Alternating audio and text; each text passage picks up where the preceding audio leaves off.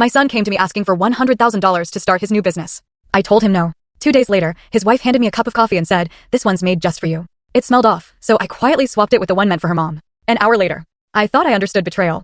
I truly did. But nothing, absolutely nothing, could have prepared me for the moment my own daughter-in-law handed me a cup of coffee, her smile sweet as poison, just 2 days after my son had demanded $100,000 from me. That coffee smelled wrong, and in that instant, I knew I was looking at a murder weapon. What happened next? Well, let's just say sometimes, the deadliest enemies are the ones sleeping under your own roof. My name is Colleen Princewell, and at 68 years old, I believed I knew the true cost of wealth. When you inherit an $80 million oil fortune, you quickly learn that money doesn't just talk. It screams, it lies, and sometimes it kills. But I never, not in a million years, imagined that the greatest threat to my life would come wearing my son's face and calling me mom. Our estate, the Princewell legacy, sprawled across 500 acres of prime Texas land, where oil derricks relentlessly pumped liquid gold from beneath the earth, land my grandfather had fought and bled to claim. The mansion itself was a monument to 3 generations of prosperity, 14 rooms of hand-carved mahogany, crystal chandeliers, and Persian rugs that cost more than most people's homes. It was beautiful, imposing, and utterly lonely since my husband, Charles, passed away 5 years ago, leaving me to manage an empire I'd never truly wanted. That Tuesday morning in October started just like any other.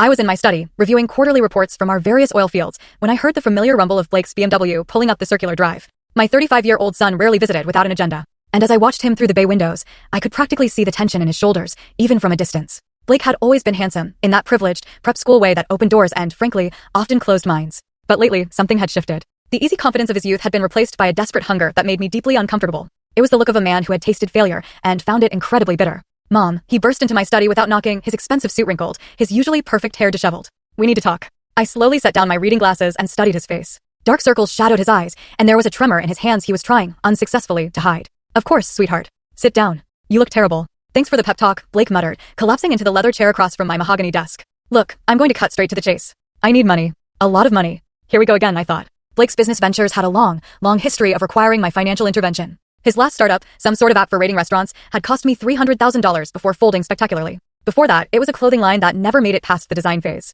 Each failure was followed by elaborate explanations about market timing and investor politics, but the result was always the same. My bank account got lighter, while Blake's promises grew, well, dearer. "How much?"